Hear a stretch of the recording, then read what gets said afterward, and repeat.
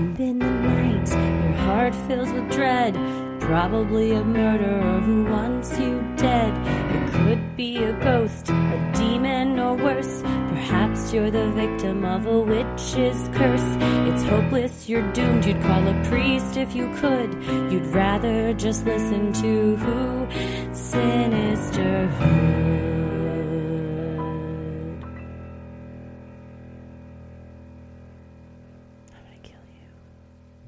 Hello and welcome to another edition of Freaky Friday, where we tell your odd but true stories. It is Friday, March 8th, and it is a stormy time here in Dallas, Texas, as we're recording this. You might hear it sounds like we're on Clue, the movie, where it's like...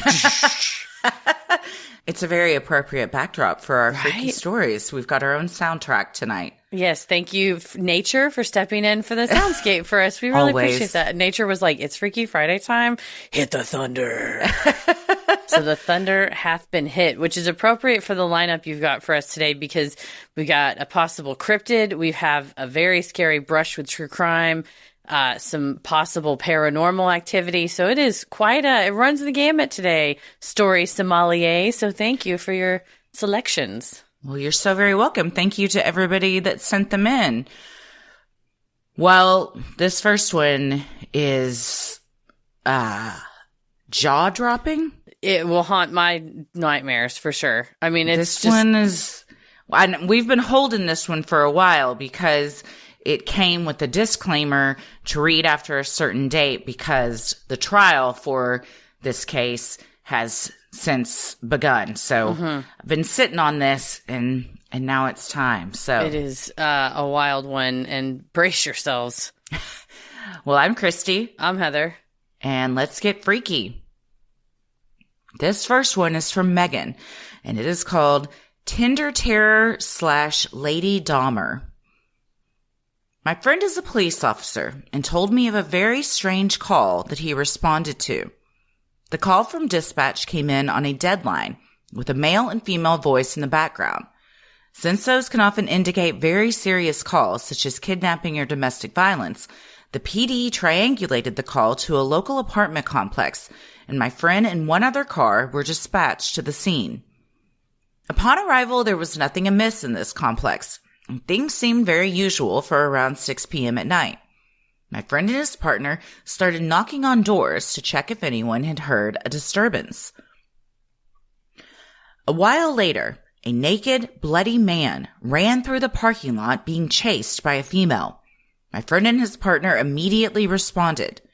My friend recognized that the man was losing a lot of blood and fast. He needed an ambulance because of a cut artery. While he tended to the man's wound, he asked the man to tell him what had happened. The man immediately began relaying how he had swiped right on this girl on Tinder, and she wanted to meet at her apartment for lunch and, well, a hookup. The guy accepted and met her at the apartment. He said they ordered lunch and started getting intimate. After a while, the woman started to tape his legs and arms with duct tape, which he thought was strange, but brushed it off as a kink and let her do her thing. She then pulled a knife from her kitchen and started to stab and cut him, telling him in a scary, sweet voice that she wanted to see his organs and cuddle with his heart. After a while, she got upset that the man was bleeding on her sheets and furniture and made him walk to the bathtub where she cuddled him while he still bled. She ordered some DoorDash and told the victim not to scream or she would kill him. After a while, she moved him back to the bed and fell asleep. While she napped, the man tried to grab the knife and cut himself free. It turns out that he was a soldier stationed at a local military base and felt that if he could get the knife, he could defend himself and leave. But the knife was too difficult to get at the time. Instead, he was able to reach her phone. He dialed 911, but left the line dead to not wake the girl up. But she did wake up, hung up the line, and berated the man for calling. She then answered the phone when dispatch called back, told them all was fine, and then hung up. She fell back asleep, and the man was finally able to get the knife. Somehow he ended up being able to cut his legs free and flee the apartment, leaving his clothes behind and knocking over some furniture as he raced for his life. He had been held at her apartment, bleeding, for over 5 hours. The girl woke up and began to chase him until she was apprehended by police. She refused to give a statement and immediately lawyered up. This story made headline news, but the media focused on the DoorDash piece and neglected the very strange bits of the story. My friend stated that the man was distraught and was absolutely traumatized from the incident, understandably so. But the girl remained cold, her facial expression unmoving. Her trial is coming up this month, so hopefully by the time you read this, the plethora of evidence found by officers will be used to find her guilty of kidnapping and other charges. You can read more from the news in the links I've included, as well as the probable cause affidavit. Officers said the girl's apartment, having been searched upon a lawful warrant being obtained, was extremely messy, and later, one officer retorted that, if the apartment isn't clean, she doesn't get the peen. Which is definitely a way to remember that a lack of hygiene in someone you date could be a red flag. I wanted to share this to point out how men can also be subjected to dating violence, and they too need to exercise caution with how and when and who they meet on Tinder, i.e. meeting in a public place and not a personal apartment, and to watch out for red flags and behavior as well. My friend said that lots of men aren't as cued into dating safety as women are, but it's important for all, regardless of gender. Thank you, ladies. I love the show. Well, this probable cause affidavit is horrifying, and it's pretty much lays out exactly what was said here, but the extreme, I mean, it's macabre. She really did tie him up and take him to the bathtub and having blood on her arms and hands. I don't think there's a question that that's what happened, given that he ran out, and he was cut and she was not, and there was a knife found next to her bed. She was covered in dried blood when she came out. And that's so eerie, too, to know that she's ordered DoorDash. So there is a person, within shouting distance, but you've been threatened. If you make any sounds, I'll kill you, which is a menacing, a class 5 felony. She got charged with false imprisonment, 2 different assaults, and second-degree kidnapping. You can't tie someone up and tell them they can't leave. That's kidnapping. Yeah, no, you sure can't. And even if there's a DoorDash driver, if you've already been tortured and that she's capable of that, I mean, who's to say you yell and now the DoorDash driver is also in danger and there's 2 victims. So I'm glad that even though he didn't yell out then, he was still able to get away and use smart thinking to kind of get tracked. It is very reminiscent for several reasons about Dahmer, but specifically because the cops found that one guy running down the street naked that had escaped. And very unfortunately, Jeffrey Dahmer was able to convince them that he was drunk and it was just a fight, and they let him go back to the apartment and he was killed. So good for your friend and the other officer for, clearly recognizing that, this guy is very much in distress. But what a horrifying scene to come upon, even as a seasoned cop. And then you're talking to the person and they just have zero emotion about what's going down. Yeah, just that eerie blank face, and smart on the victim's part to call 911, even if he couldn't make contact with the dispatcher, because protocol being that they respond to those calls. That's awesome, because it could be a situation like this. But it did say in the affidavit that the dispatcher overheard him say, "Because you cut me, and also you're going to kill me." So kind of on the phone, not to the dispatcher, but to the other person. So that way the dispatcher's like, there's something violent going on. So just whatever you can to call that number and be able to convey. It's there was a not famous, but a viral TikTok that went around that was a woman that had been kidnapped, and she just said, "Oh, let me call my sister." I've seen it. And then it's the 911 person going, "Are you okay?" Wait a minute. And just that, the dispatcher going, "I'm going to leave this line open and see what I can figure out." So, but I think the message here is a good one of, don't meet for the first time. in somebody's apartment. You just never know. And it being tied up, and that's one kind of a kink thing, but the duct tape where you can't really get it off and you're vulnerable and you don't know this person, making sure that anytime I went to meet at somebody's house, I would always say, hey, I'm going to go to this person's house. Here's what I know about them, their profile, their name, their address. And if I don't call you in 30 minutes, come get me kind of thing, which sounds too much, but it might not be too much just to have people know where you're at. I don't think it's too much. Yeah. I'm trying to think. I don't think I ever met someone for the first time by going to their place.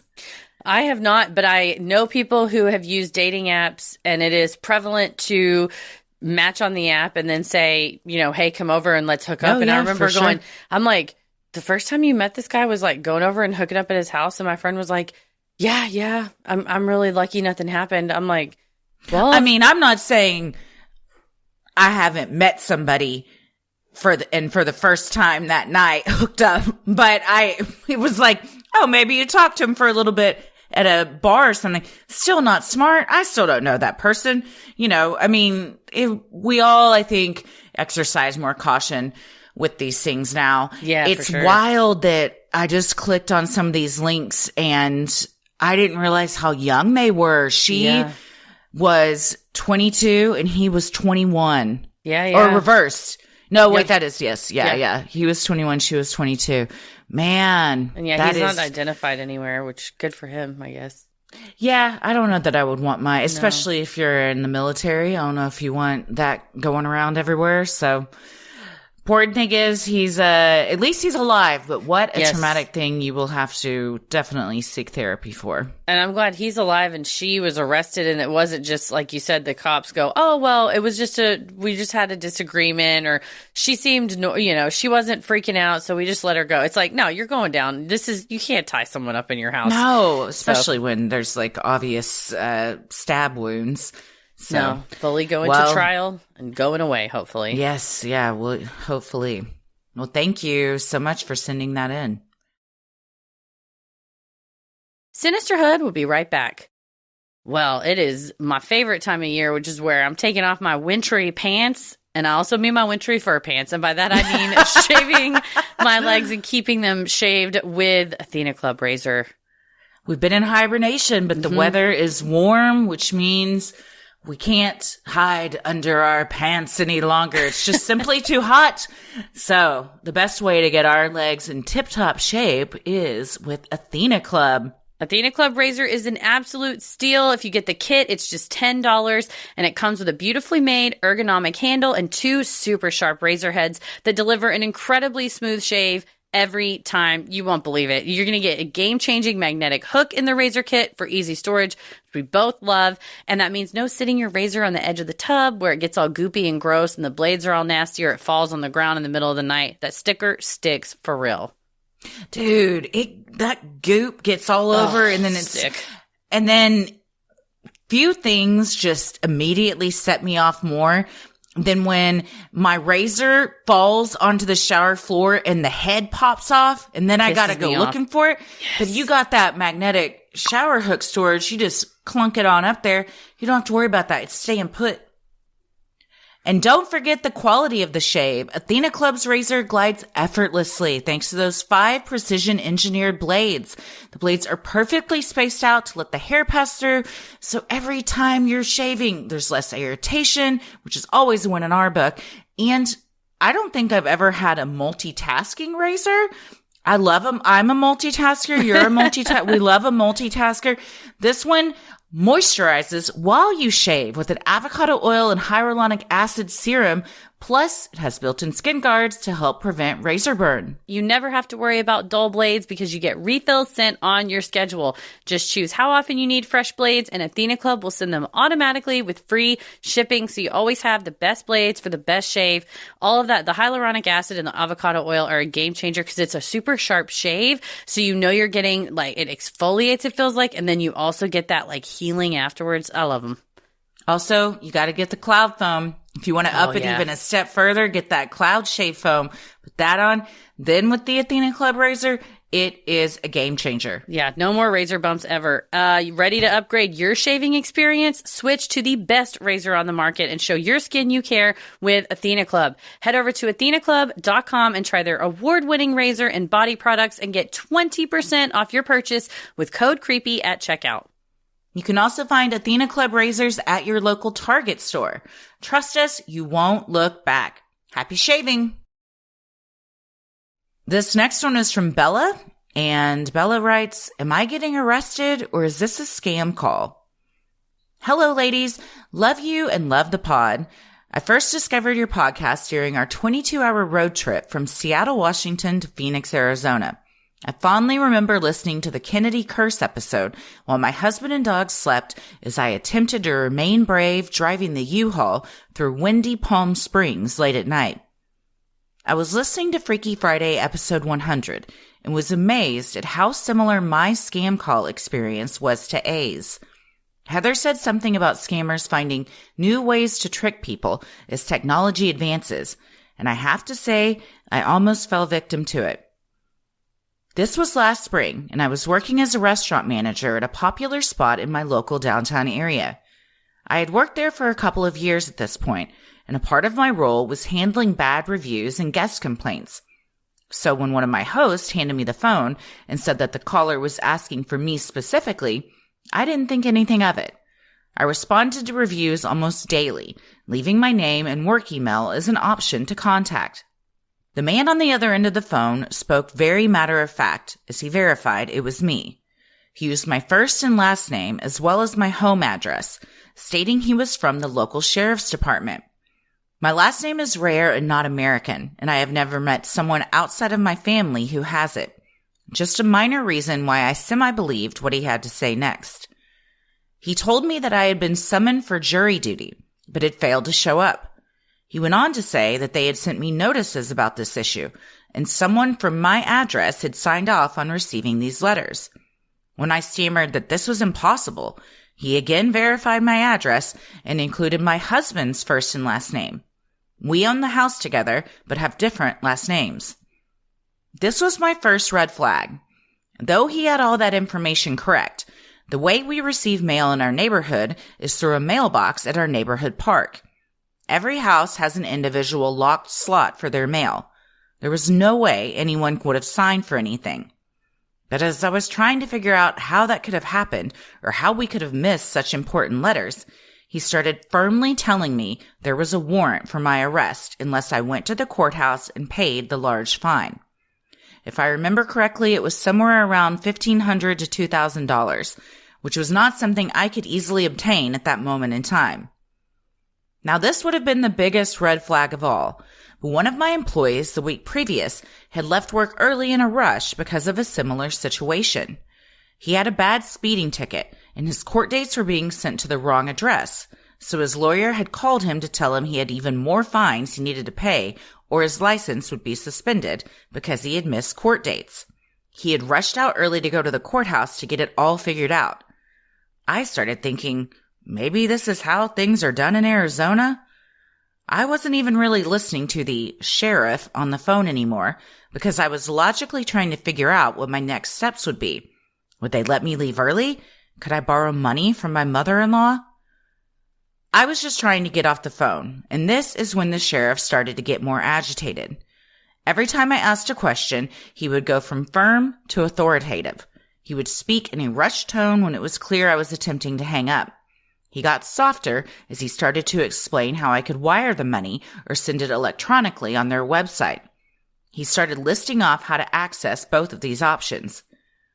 One of my employees must have seen my face because she went and grabbed our GM, someone who I was close to and trusted. She told him something was off. When he walked up to me, I wrote down what the sheriff had said, and he instantly took the phone. He started asking what was this guy's badge number and what precinct did he work for. The sheriff: that's confidential information. GM: no, it isn't. In Arizona, badge numbers are 6 digits that you can give me. The sheriff lists a random number. GM: I just made that 6-digit part up. This is a scam call. Never call here again, or I will call the police. And just like that, he hung up on him. We went to the office to call our regional bosses to let them know what had happened in case it was attempted at any other restaurant in our company. We both couldn't get over how much the guy knew. All the information he had about me was correct. My address, my full name, my job title. It was all so stressful, even though it probably was only a couple of minutes. But the weight of being in trouble with the law and not knowing where I would get the money was so real. It was all so stressful, even though it probably was only a couple of minutes. But the weight of being in trouble with the law and not knowing where I would get money so quickly was so real. I'm so grateful for my team, who were able to help me hang up as my brain attempted to catch up to what was going on. Looking back, it was clearly a scam, but it was enough to feel very real. Thank you, ladies, for your vulnerability and humor. I truly feel like I'm hanging out with my friends when I listen to your podcast. I appreciate that you don't shy away from talking about the injustices of the world, but always offer a little hope on how to move forward, even when that feels impossible. Keep up the good work. All the best to you and yours, pets included, Bella. Oh, well, Bella, I don't blame you. If somebody knows like where you work, your address, your family name, that does give it a shade of realness that you're like, could this? And you just moved to town. So you're like, well, maybe that's how they do it around here.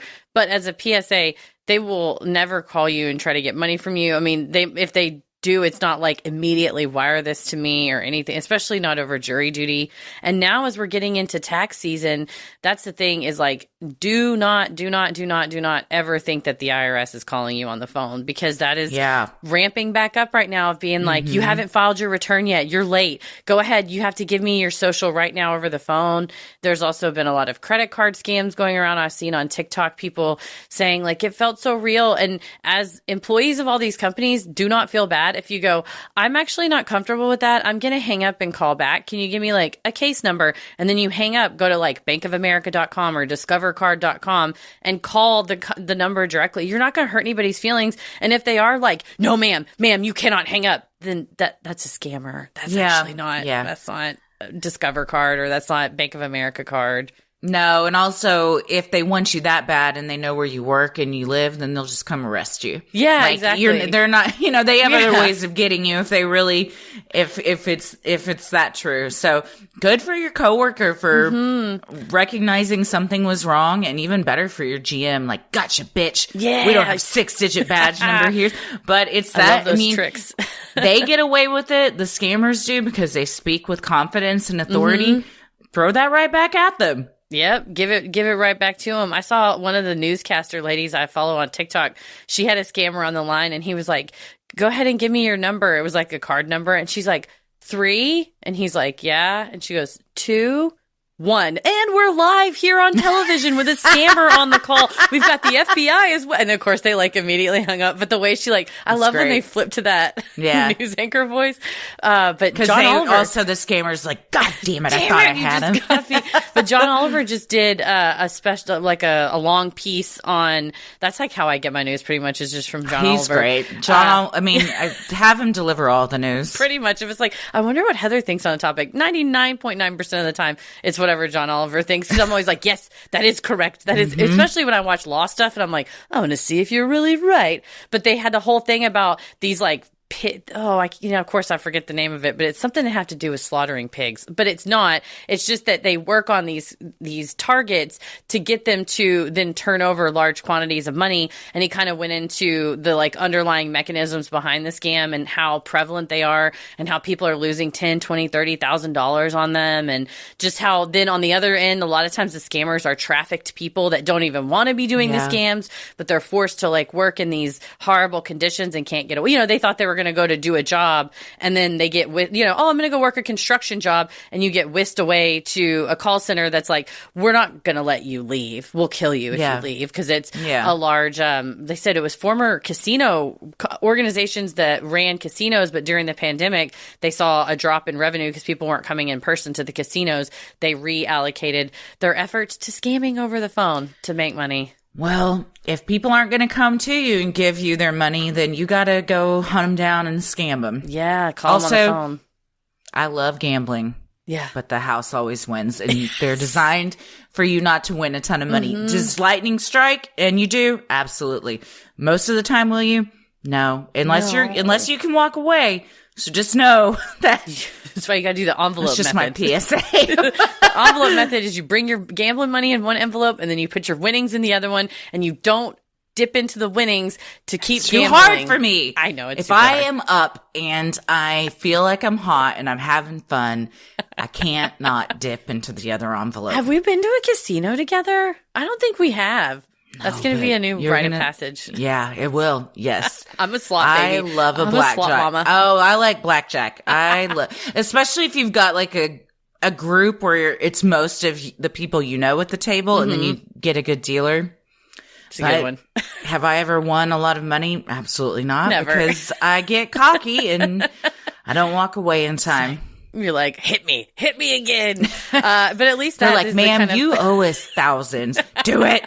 No, do it. I've never gone down that hard. Luckily, no, for sure. But it's gambling's at least a scam that you do consensually most of the time. Yeah. You know, unless absent, some sort of compulsion. But for the I know what I'm getting into and who's taking my money from me, and I'm okay with it. But the scam like this, Bella, like you said, good call. And good call for y'all calling the regional office to go like, hey, in case somebody else gets this, if, I don't know, some folks from McDonald's would have done that, maybe we wouldn't have had all those scam calls. I was just thinking that. Yes. Let's not gatekeep information like that. Share it far and wide. Share it far and wide. So more people know. Well, thank you, Bella. I'm glad that you weren't just like, God, I guess Arizona's just fucking, this is how they do it out here. It's wild, wild west. This is the wild, wild west, just like that song. The wild, wild west. Do you remember that song? Living in the wild, wild west. Do I remember that song? Did I choreograph an entire dance in my living room to that song? Yes. Oh, it's so good. I want to listen to that later. I have not thought of that song in so long, but I bet I still know most of the words. And I'm not talking about Wiki Wiki Wild West is a great song, but that is not the one I'm thinking of. No, there's a the Escape Club song is what I was thinking of. We do love the Will whip Smith sound at the beginning too. Yeah. Are you pulling it up? Man, I haven't heard. This is going to be a flood of memories. I can hear it in my head. Let's see. This song? Hell yeah. It's just got such a good start. I think legally we can't play much longer than that, but you'll find Wild Wild West. I do remember as a kid though, the lyrics are now coming back to me. Gimme, gimme Wild West, gimme safe sex. Yes. Gimme fun, something, live it up. So yeah. I mean, Ronnie's in retrospect. got a new, she's so mean. Yeah, this song is good. If y'all sleeping on this. I love her.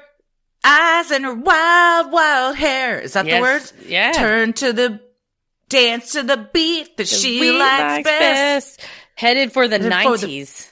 Living in the wild, wild west. Were we in the 80s? That song is from the 80s, yeah. That song 89? came out in 88, yeah, 88, 89. God damn, I was 9 years old. Gimme Wild West, gimme safe sex. I'm telling you. It was the time of like...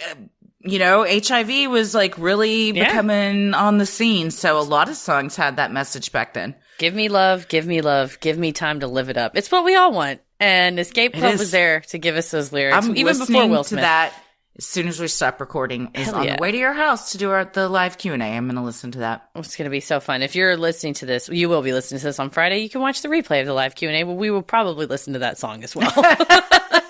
Yes. Well, thank you, Bella, for helping us unlock that memory. Yeah. Sinisterhood will be right back.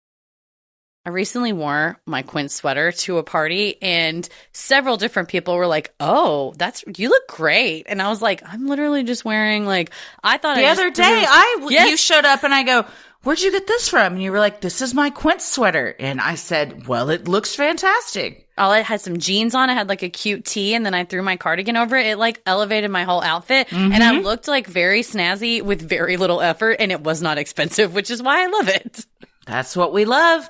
Quince offers a range of high-quality items at prices within reach, like 100% Mongolian cashmere sweaters from $50, washable silk tops and dresses, organic cotton sweaters, and 14-karat gold jewelry. By partnering directly with top factories, Quince cuts out the cost of the middleman and passes the savings on to us all. Quince items are priced 50 to 80% less than similar brands, and Quince only works with factories that use safe, ethical, and responsible manufacturing practices and premium fabrics and finishes. That's premium is the word. It is like premium.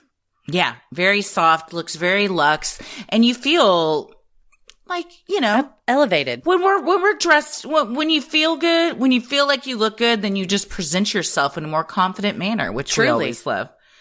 Indulge in affordable luxury. Go to quince.com/creepy for free shipping on your order and 365-day returns. That's QUINCE.com/creepy to get free shipping and 365-day returns. Quince.com/creepy. This next one is from Gail. Well, speaking of audio, this next one has an audio clip that we will have Tommy clip in at the end for everyone to hear, and you can tell us what you think. And this is from Gail, and it is called Retrospective Ghost Encounter on the Queen Mary. Hello all, my daughter is an aficionado of all things paranormal. So for her birthday last week, we went to the Queen Mary. We got a room for just one night and 2 tickets for their Paranormal Encounters tour. I didn't go on the tour because it was 2 hours long and it sounded exhausting to me, so she invited a good friend to go with her. Before they left on their adventure, I joked that I would probably be the one to see a ghost, since they would be in the middle of a herd of noisy ghost hunters taking pictures of everything and scaring off the ghost, while I would be sitting in a haunted stateroom all alone. Anyway, I spent most of the time watching reruns of The Office, but at some point, I decided that I should take pictures of the view from our windows, which are actually just portholes. I don't know why, but for some reason, I only took 2 pictures of the harbor and nothing else. When my daughter and her friend returned, they told me about the tour, where they had heard some great stories about the ship's fabled history and its ghostly residents. Sadly, however, they didn't see any ghosts. I told them that I hadn't either. We spent the rest of the evening listening to spooky podcasts, and the next morning we revisited some of the places they had seen on the tour before heading home. We had a great time, despite the apparent absence of ghosts. 5 days later, when I was downloading a picture my brother had sent me, I opened my photos for the first time since the birthday trip, and I noticed that one of the pictures I took on the ship had been taken in cinematic mode, which takes a 1-second video with sound. I don't remember ever using that mode before. I clicked on the arrow to start it and was shocked to hear a voice whisper the word, Daisy. At first, I wondered if I had been whispering to myself for some reason, but I knew I hadn't. There was no one else in the room at the time, and the TV was off. There is no earthly explanation for this that I can think of. I'll send you the clip so you can hear it for yourself. Thank you for reading this, and I hope to hear you read it back someday. Well, this clip we have, I'm going to hit play and listen loudly. Daisy. It does sound like Daisy. I had to go back and be like, was her name Daisy? And then I remembered, no, it's Gail. So who's Daisy? That's a great question. My next question. That the Queen Mary is, if I'm recalling correctly, we've had a couple of stories about it. I think Haley from Inhuman, when she was on Freaky Friday, her mom got married there. Her parents got married there. But then also Em and Christine, I believe that's where they were when they investigated right after Zach Bagans and all the ghosts were really mad at in generally just like mad. Yeah. And they had to be like, we don't know that guy. But I think it was on the Queen Mary because we got to go there. I'd really like to go on board, especially now that we got Gail capturing some evidence too. Where is it? I believe it's in California. Okay. Not where I thought. Well, we have some sort of something, some kind of auditory something that was captured. It does sound very much like a name, not just like a... Easy. Yeah, I mean, it's like a hard... It's not just like... Which could be static or something, but... It's not like a Bagans where it's like, and they're like, he said, Zach, come here. You can hear it. And it's like, and he's like, listen again, how clearly you can hear my full name. It says Zachary Michael Bagans right there. Is that really his middle name? No, I just made it up. I don't know. It seemed what like if it is though? I'm Googling it. If you got it. What if I guessed it? I just know. The Queen Mary is in Long Beach. I also Googled that, but. Okay, cool. It is Daisy. This auditory pickup thing is a lot more legit than I've heard in pretty much anything on Ghost Adventures. No, for sure. Yes. Okay. Sorry. It's not. It is not Michael. Reginald. No. Timothy? No, but you're in. It's the same vibe. Zachary Farnsworth Bagans. Alexander. Okay. There you go. But it's I'm still surprised. I gotta say. In that vein. Given his appearance and attitude, I'm shocked he goes by Zach and not Xander. Oh, shit. He seems like That's a good Xander point. type. He does seem like a Xander type, yeah. Oh, well, man. What I would do, Gail, is start doing some research about a possible person named Daisy on the Queen Mary and see where that might get you. Or maybe even ask someone that works there. They love talking about all that, the people that work on those places. For sure. And send it to them. They might want to, add it on the ghost tour, like tell visitors about it. So I love that when you capture something that's like otherwise inexplicable, insofar as like the television was off, you were in the room alone, Ghost Guild style, where you got to rule everything out to know. Rule everything out. And then you're like, well, I don't know. It could be something. It could be nothing, but I can't say that it isn't something. I mean, there was some noise there. Here's my question. And we don't know. What if her daughter's name is Daisy? I feel like she would have said that, though. Yeah, I feel like she would have included that. If that wasn't included, Gail, you really buried the lead. Yeah. It was somebody trying to look for Daisy. Your daughter would be like, hey, come hang out, Daisy. And you're like, she's on the paranormal tour. She's not in here. They're like, I know, we never go on those because you're right. Everybody's loud and taking pictures. We want to watch The Office too. Yeah, hanging out in your room alone in a haunted ship is definitely a way to get an encounter. That's what you'll be doing in the afterlife. Yeah, dude, just chilling. Just watching reruns of The Office season 4. Turn it back on. Turn the Office back on. Turn the TV back on. I was watching that. Same though. For real. I'm just trying to kick back in the afterlife on a ship. I can't imagine that my afterlife is much different than my now life. Yeah. And that I'm just like, I don't know. Yeah, I'm just going to chill. Let's roll. I'd be a very chill ghost to have haunt you because just like, I mean, occasionally you would hear a God damn it coming from the other room in a ghostly whisper. They're like, that is, you know what? I have the best ghost because all my pictures end up so straight. Like if they're ever askew, they just get completely, the couch gets realigned to exactly where it should be. And just every once in a while I hear a God damn it, but it's fine. It's only, whenever I think the ghost trips on something. I put paint samples up in my kitchen because I wasn't sure. And then the next day I came in and they'd all fallen down but one. And I was like, that is the one that I should choose. Yeah, I'm the best like, ghost. I'm like, I'm a helper. Look for the helpers. Yeah, it's like on Beetlejuice when they're like trying to redesign it and Alec Baldwin and Gina Davis are like, don't paint it that color. Come on. It's like, we can coexist here. We just have to make some compromises on the interior. So I look forward to, maybe I can get a ghost like as helpful as you someday. We'll haunt together. So that's true. We can help others. We'll be like, one of those HGTV shows, but in the afterlife where we go around and just help people with stuff.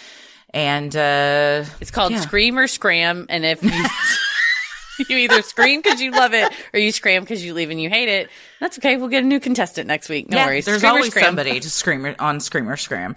Gosh, we got it. That and I'll give you $50,000. $50,000. I'll give you 50 grand. Yeah, I'll give you 50 grand. We got a whole lineup to happen. Where are the television producers? We will find them. Well, thank you, Gail. And we'll make it to Long Beach and hit that Queen Mary someday. Mm-hmm. This next one is from Connor, and the subject line is, my experience with Ghosty Shit and your podcast. And a big rumble of thunder hit, like right as I was saying that. So, appropriate. Connor writes, hey ladies, starting off with the obligatory, I love the pod and y'all keep me sane in my long hours in the tractor where I get to binge y'all for 8 to 10 hours at a time. And thank you for your avid support of the LGBTQ+ community and drag. As an openly gay drag performer in a small conservative town in Eastern Oregon, y'all bring some comfort and escape. Now, on to the ghosty shit. My whole life, I've always been more in tune to the paranormal. In October of 2023, I moved back to my small hometown in Eastern Oregon into a house owned by some good family friends about 6 miles out of town.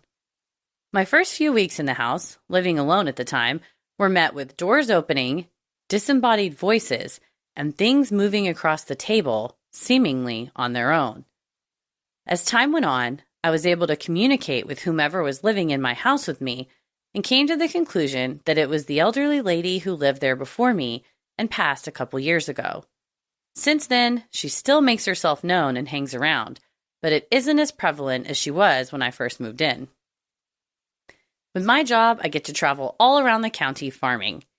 A few weeks ago, I was in a neighboring town about 30 minutes away and couldn't shake this feeling that someone was there with me when I was alone in the field.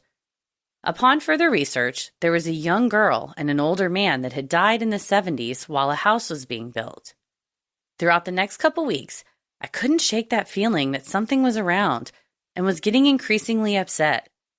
One day, I was washing my car and a lady came up to me and said, "I'm a medium and you need to sage yourself like ASAP." She told me I had 3 spirits following me around. One, who I could only see as my great-grandpa who passed before I was born, who she said could be my spirit guide, and another younger female spirit in her late 20s, early 30s. Then she brought up the 2 deaths in the neighboring town I was working in. She said a man had followed me from that area, and he is not happy. Since meeting the medium, the malevolent attachment has gotten worse. Before, he wouldn't interact with me at all besides making himself known. Now, I've woken up with scratches in a place I couldn't have scratched myself, a handprint on my wrist, almost like I was grabbed, and pulling on my clothes. I saged myself and my house and still felt his presence. He made himself known that night by scratching me yet again, setting off smoke alarms at around 1 a.m., and still hangs around. So, any recommendations on getting rid of a malevolent spiritual attachment would be greatly appreciated. I just listened to your podcast with the ladies from 2 Girls, 1 Ghost, and towards the end of that episode, and as I started Freaky Friday episode 69, nice, the audio started to sound like there was an interference somewhere between my AirPods and my phone in my back pocket, and it was messing with the audio. But every time I would turn my phone on, the sound would stop, leading me to think that whatever is attached to me was interfering, or it was the ghost from 2 Girls, 1 Ghost messing with me. Anyway, thank you all for reading my story and just being the bad bitches you are. I hope to catch a live show one day and meet you in person. Stay creepy. Much love from Connor and Miss Jenna Tolls, which is at djenna.tollzz on Instagram. Well, first, Connor sent us some pics of him in drag in the snow in Fantastic. stiletto boots doing a photo shoot in it's 3 feet of snow. I don't know how the snow is so not good. Melted because it's fire. The fucking look is fire. True. You would burn the Yes. snow because of how fire these looks are. I love the it dedication, so much. the short skirt. You're cold. You're freezing. Beautiful. There's snow coming down. But yes, great pictures. Like a beautiful snow bunny. I'm sorry, Connor, that you have an attachment. Everybody listening, please tell us. We'll you gotta holler at what is it? Susan from Creeps and Crimes. Susan from Creeps and Crimes. Susan can help. I feel like has helped a lot of our listeners, our Creeps and Crimes besties. They've swear by her. Yeah, Taylor and Morgan were like that would be their answer, and I would ask them, and I know that's going to be their answer. So we will link Susan's information in the show notes with this in the show description, because I think we've linked it before, but just put it out there again for anybody, and let her know we sent you. She knows who we are, so tell her I got something going on. To get rid of it. Now I'm probably gonna curse myself, but why doesn't a medium ever come up to me just randomly and tell me that 3 spirits are with me? I want so bad for just some random stranger to turn to me in the store and be like, "Was your father's name Steve?" And I'm just like, "What?" Like, like, I want something like that to happen, and it doesn't, but I don't want a bad spirit. So I'm sorry that be careful what you wish for. wake up and have scratch marks and like your wrist is being grabbed. And fucking rude. Don't set off any alarm at 1 a.m. Go to hell. Get out of my house and go straight to hell for that, because I don't care what your life is like. See, we would never do this in the afterlife. Scream or scram. We're not setting off alarms at 1 a.m. We'll do a test during the daylight hours to make sure you're safe, because it's part of any house plan. But we're not 1 a.m. and no scratchings and no wrist grabbings or scratchings. We don't like that. But yeah, maybe there's probably some. I have a person in my life who will tell me sometimes, like, oh, I'm feeling this way spiritual, and they'll be like, do like cord cutting and like explain to me kind of about that, or there might be some type of ritual that you could do that would help you kind of get it away. I'm a firm believer that if you believe it, it's powerful. Like it's one of those where not everything's going to work for everybody, because if you're like, this is kind of bullshit, I'm going to half-ass it. But if you truly find something that makes you feel better and you believe it, I think that's the most efficacious magic power you can have within yourself. So maybe Susan can help, or if any of our listeners have some suggestions for how Connor can shake this horrible, malevolent entity, I'm sure it would be welcome. You got to find that medium who clearly go back. Be like, did you put this on me? Chomping at the bit to give you some information. Did you put are you the one that put this on me? Did you put it on me? I don't think so. I think she was just an observer. But stay beautiful and fantastic. You told us to stay creepy, but Connor/Jenna, stay beautiful, because I love these pictures you sent. Yes, can't wait to hopefully see you at a live show one day. That would be amazing. We got to get back to Oregon. Oh, yeah. I love Oregon. Mm-hmm. Sinisterhood will be right back. Well, this next one is from Jess, and the subject line is Celebrity Stalker Experience, kind of? Jess writes, Hi, Christy and Heather. It's Jess, the one who got stuck in a lift for 14 and a half hours. Thank you so much for reading my last story. It made my day. As I said all the nice gushy things last time I wrote in, I'm not going to repeat them now, other than to say I was delighted to hear a reprise of Heather's clown voice in Freaky Friday 77, and it was just as great as I remembered it. Once again, this isn't a story that fits neatly into any of your Freaky Friday categories, but I was inspired to write in after the first Jill Dando episode, when you were talking about how some superfans or stalkers genuinely believe that they are in real relationships with the objects of their affections, which made me remember something I hadn't thought about in decades. First, some backstory. I grew up between the UK and Australia, and both my parents are actors. When I was a teenager in Australia, my dad was on a TV show that was relatively well known and aired weekly throughout my high school years. He would get recognized quite a lot, particularly in rural areas where the state-owned channel that broadcast his show was often the only one that people had access to. It was the 90s. As a teen, I found this annoying at best and absolutely mortifying at worst, particularly when my mother joined the cast of the same show, playing my father's love interest, including a scene where they woke up in bed together, presumably postcoitally.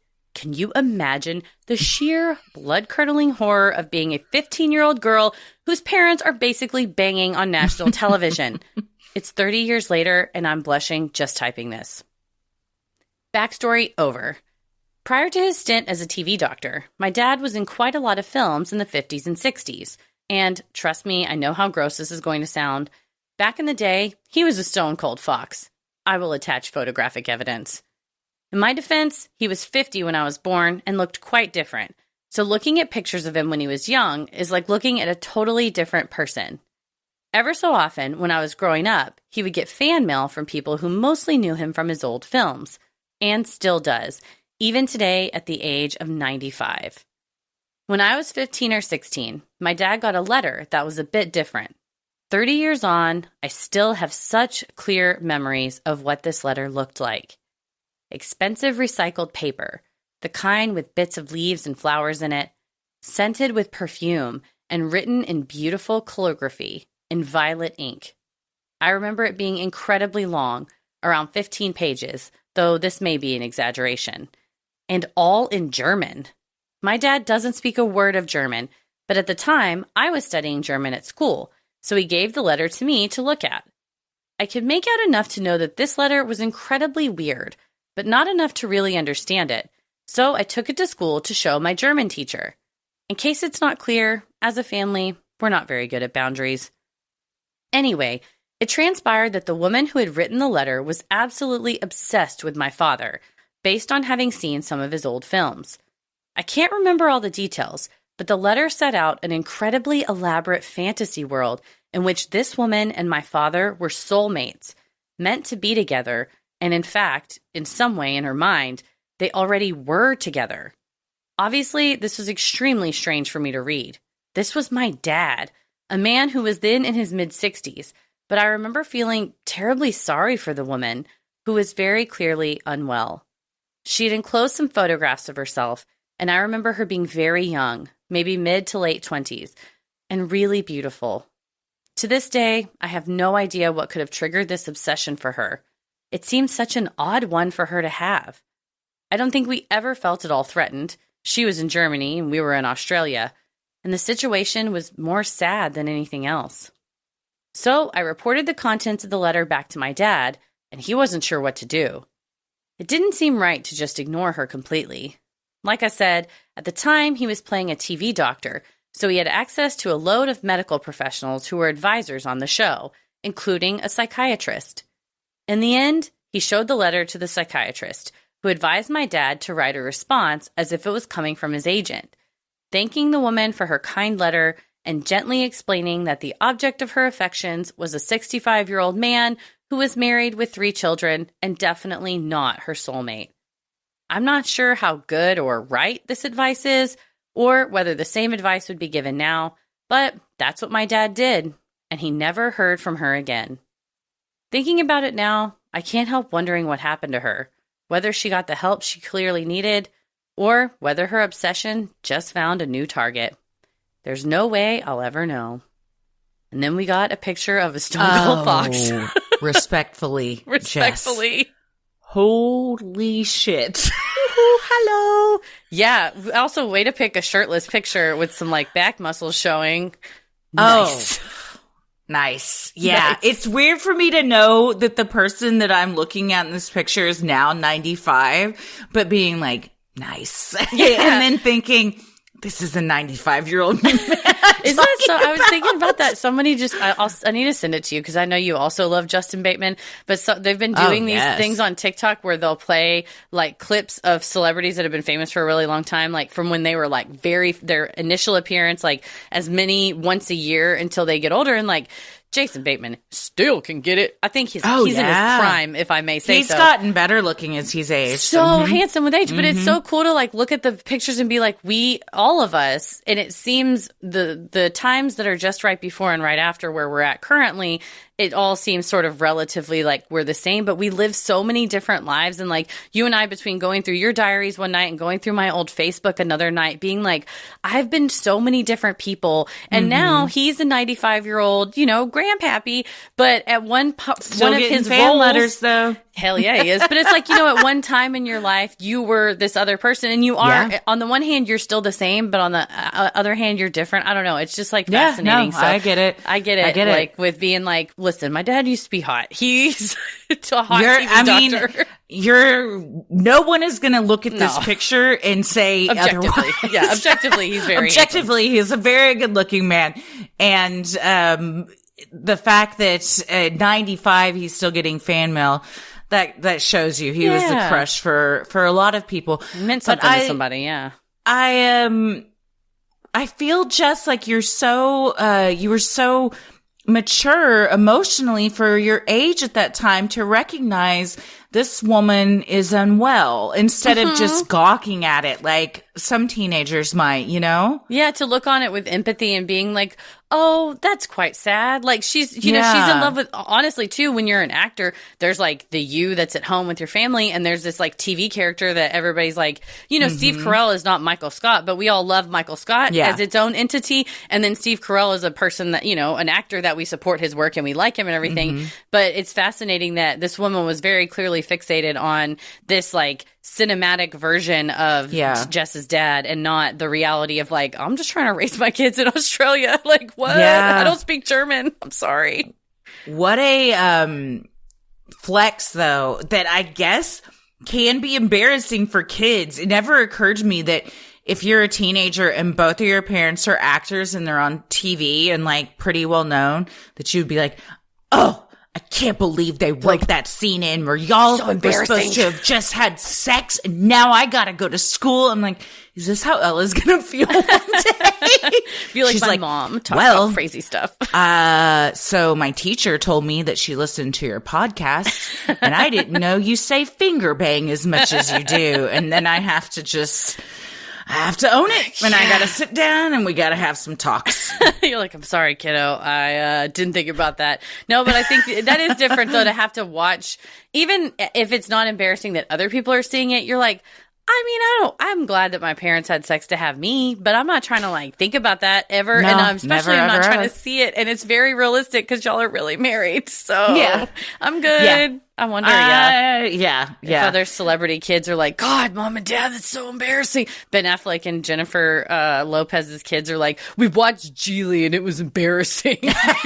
And they're like, well, is it because of the sex scenes? And they're like, everybody. Yeah, like, was it because of the sex scenes? No, the script, okay? No, it wasn't the sex scenes. In fact, we didn't even realize they were happening. We couldn't get over the acting and the writing. Yeah, it was just you guys on screen. No, but that's a good way to go about it, I think, to respond as a third party separate from so that it doesn't open a dialogue between Jess's dad and this person who's targeting him, and also is not like, never write here again, but it's like, oh my gosh, thank you for your kind words, really appreciate it, he's very happily married with his kids, like, thanks so much, please find someone else / a real person in your real life to be in love with. Yeah, I hope that she did get the help. I also can picture exactly this type of stationery that, I loved that. I thought that was the fanciest paper. Oh yeah. But also it's like stems in the paper. It's made out of, it feels like you made it, It's like pulpy. Did you ever go to like, where I grew up in Fort Worth, it was Log Cabin Village, but it was like one of those, places you go on field trips and everyone is dressed old timey and pretends it's like old timey times. Like, welcome to the apothecary. And you're like, okay.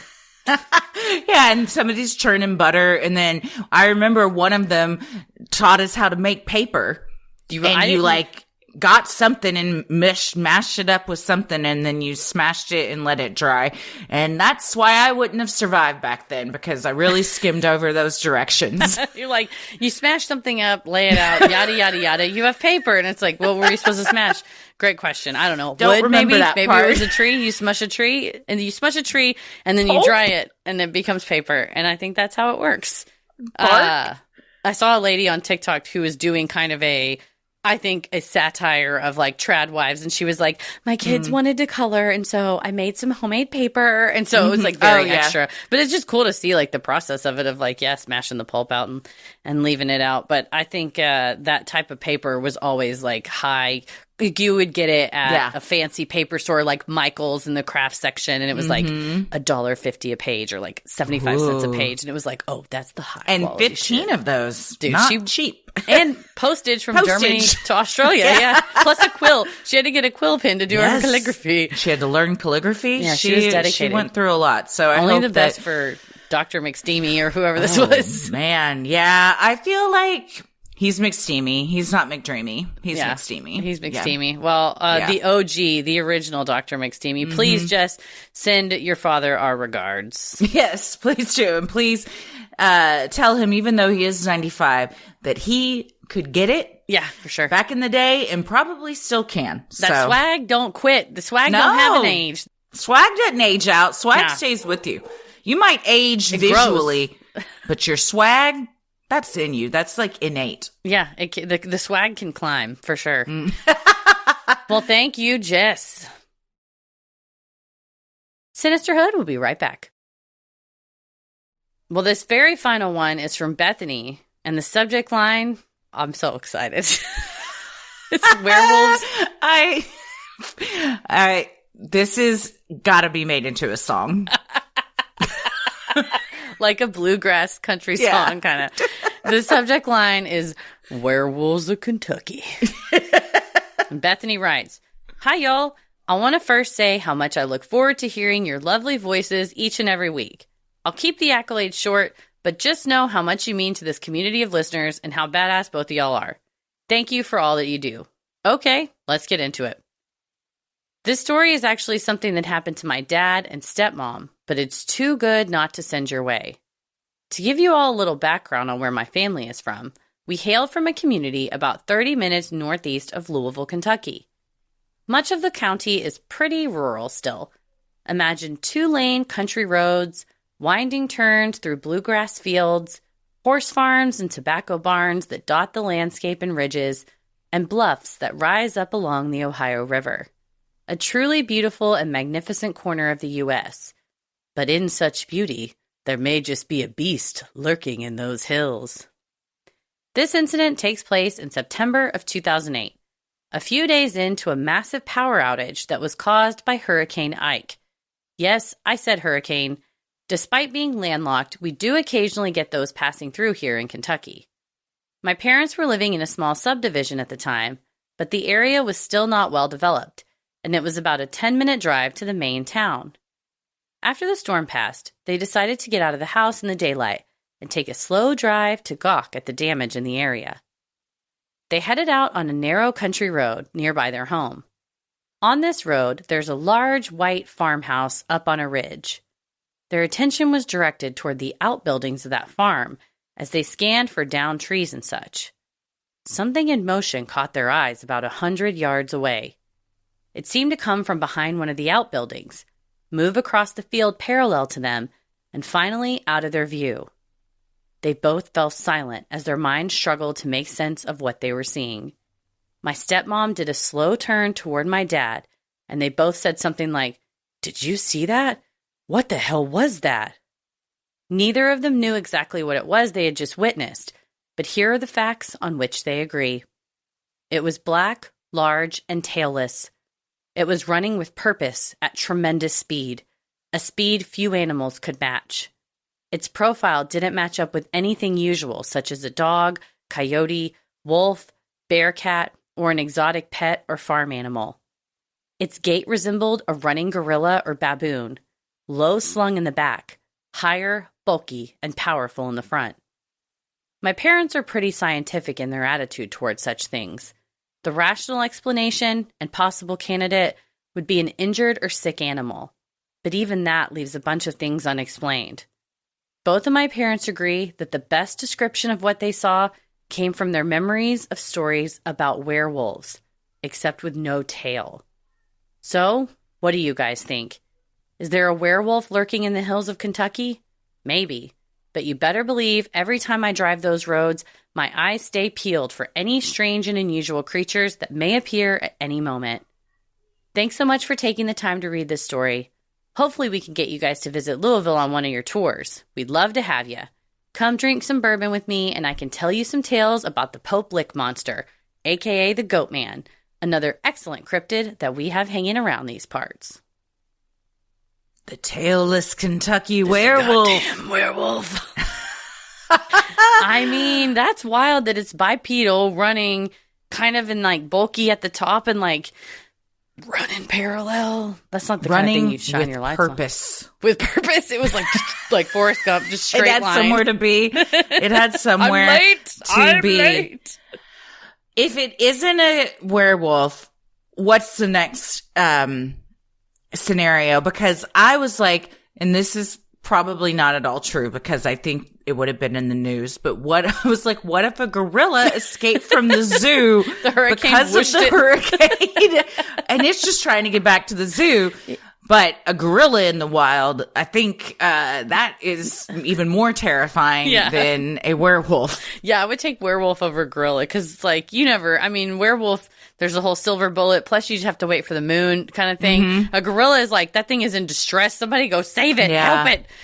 You're probably just thinking about gorillas getting loose because you're from Dallas, and the gorillas get loose at our zoo like too much. Where they just run wild. They run free. No, my guesses would be number one guess probably werewolf, second guess gargoyle, third guess hill people. I mean, I'm from Tennessee. It's probably my kinfolk they were running back towards Tennessee with purpose of like, the hurricane blew me all the way to Louisville. I gotta get back. They gotta get back.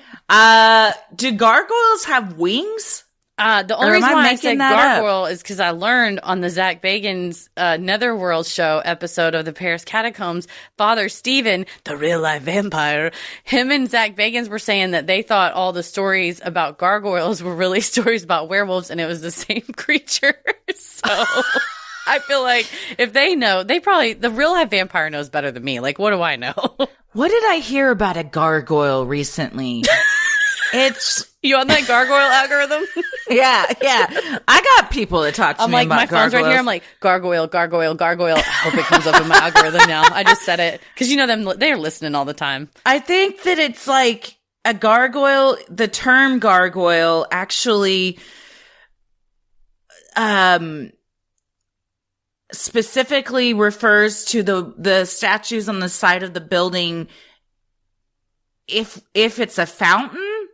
Like it has to be spitting or pissing. There's some I don't even know how to Google Type this. In peeing gargoyle statue.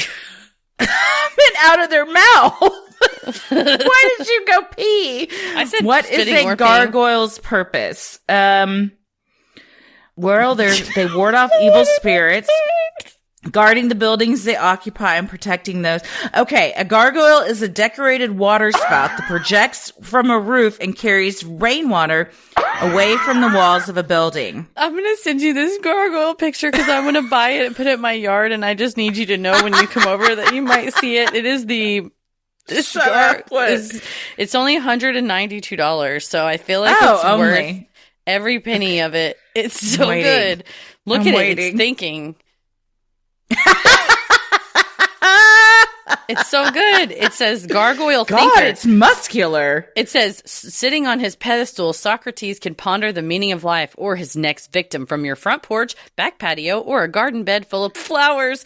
It says menacing presence at nearly 2 feet tall. This muscular gargoyle is a sight to behold as he wards off evil while flanking a garden path or a stately fireplace. You could put it inside. Oh, of course you could. It's high quality. It's used real crushed stone bonded with durable resin. I gotta get this thing. It's a Toscano gargoyle. Paris is. May I say, he doesn't look intimidating to me. Rather, he looks like he's kind of being thoughtful about a conversation he's having with someone. He kind of looks like he's like looking at you and thinking like, is that really the decision that you think would be best for you? Like, I feel like you could talk through some stuff with him. Yeah, he looks like it has a lot of 5-star ratings. He's gorgeous. Love the look. Shorter than we wanted. Okay, well, let's not hate on him because he's shorter. He's still a king. Great gift and worth the money. Amazing quality. Great gift. To whom did you gift this? Now, I got to tell you, if you're going to flank your garden path, you got to get one for either side or it just looks stupid. So if you're going to do that, get $400. On your gargoyles. I'm going to max out my credit card. Like, my financial advisor's like, and what exactly are gargoyle Socrates? I'm like, it was a necessity. It was a business. It was also a business expense, if I must say so. So I'm going to be writing this off. Stephanie, who from Outdoor Aesthetics, who did my front yard, is going to be like, I did not plan for that in the design. And I'm like, listen, I had to dig some of the bushes up. Can you stop saying my business's name on your show, please? Yeah, she's like, don't tell anyone I did your yard because there's a goddamn gargoyle in it. 2. I'm telling you, if you get 1, you got to get 2. I'll get 1 and see if it's worth it, and then I'll get 2. Okay. What's going to make you decide if it was? The amount of people that stop and comment on it? The complaints from neighbors. Shop and, yeah, you just like all of a sudden become a front yard person where you're just constantly hey neighbors. I've been wanting to get a chair. I was like, I'm going to get a chair and start sitting in my front driveway. Like, not my driveway, sit on my front porch just to like maybe read or just be out there, eyes and ears in the neighborhood. And what better way is to have my gargoyle with me? What better way? What better conversation piece for those that don't know you to stop and talk to you than Socrates the gargoyle? I'm really sad that came up as pissing gargoyle, but he's not pissing that I know of from the picture, although I might buy him and then things change. Well, he doesn't. Yeah. From the picture, he looks like he's really taking in what you're saying and like he's a good listener. See, I gotta get my front porch all squared away, and he's gonna be the centerpiece. So I'll post pictures for you guys. Well, we'll definitely have to share at least this on socials so everyone can see What's going to be your latest oddity? I'm going to add to cart. Go ahead now, because I don't want it to sell out when all y'all hear this. It's 25% off right now, so it's back now. Well, you'd be stupid not to buy it. Happy Friday, babe. Where is this being shipped from? It says it's from the Design Toscano designers, so... Okay. It's slightly bigger than a soccer ball is what the comparison, so it's not that big.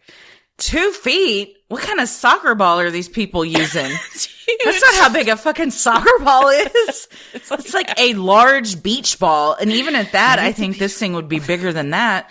Well, I'll have to put a beach ball next year. Maybe I can decorate them for Christmas and holidays. It's Easter's coming up. I'll get him some bunny ears. Yeah. Yeah. What better way to celebrate Easter than with your gargoyle? Oh, man. For the season. All right. Yes. Isn't he, though? Well, man, I think that's a werewolf definitely is what y'all got on your hands in old Kentucky. And Bethany, we'd love to come to Kentucky and have some bourbon and hear some of these Pope Lick stories. Never been to Kentucky. Would love to go. And somebody's got to write the Tailless Kentucky Werewolf. Please. Somebody's got a fiddle and a banjo. Get your shit together. Werewolves of Kentucky. Yeah, it tracks. You can do it. Somebody will do it. Somebody will do it. Well, thank you so much, Bethany, and thank you so much to everyone else that sent in your Freaky Friday stories.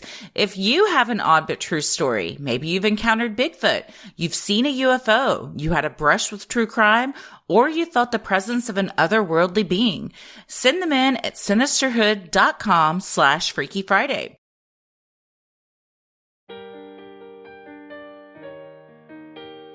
If you like our free episodes, you'll love our Patreon bonus content. You can join for free just to see what we're up to next, or dive into over 800 hours of content. We have true crime headlines coming this week. We have a new Am I the Asshole coming this week. We have a new mini-sode coming this week. We got a lot of stuff that's going up, and we also got a lot of stuff that's been up. Oh, so much stuff's been up. By the time you hear this, we will have done our February monthly Q&A, which thanks everybody for your patience as I was getting over my sickness. So you can watch replays of that Q&A as well as all of our past Q&As. We have all of our past bonus content live streams. If you missed Docuary and you want to go back and revisit those from either this year or years before, all of that is available to you on demand. And if you're not sure and you just want to poke around, you can do a free trial where you sign up for any of our levels. We always say sign up for the highest level so you can poke around. And then before the week is up, you can change your subscription to whatever you want it to be. Or if that's all you want to do, that's cool too. Just come and check it out. But we'd love to have you join one of the best communities of listeners on the internet. And you get ad-free episodes and merch discounts and all kinds of good stuff.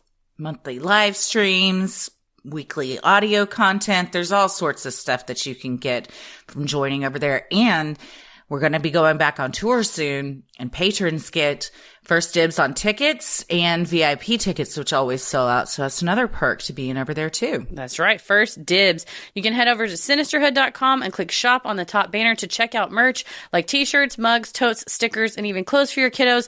We also have a deep discount clearance going on right now on some older merch. We have our 2023 Full Moon Energy shirt, a 2022 Texas Theater shirt, as well as our cover logo that are all on sale. And you can use your Patreon merch discount. So check the pin post on Patreon to get your discount code and check out our newest design with the Flatwoods monster designed by Ella, our junior researcher.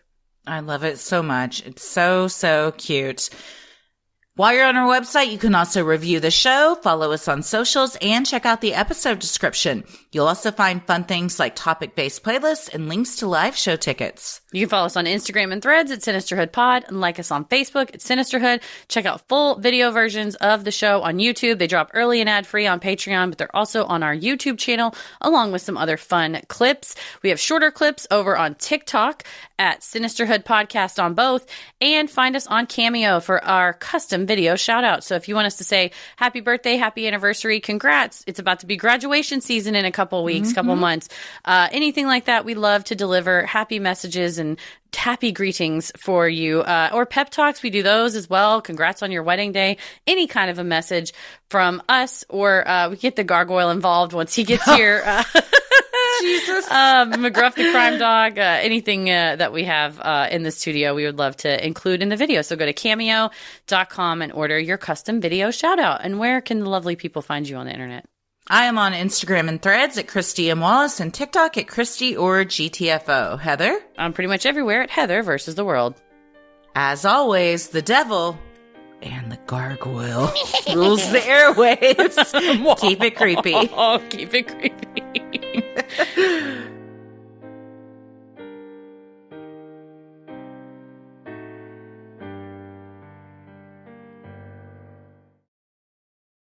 Sinisterhood.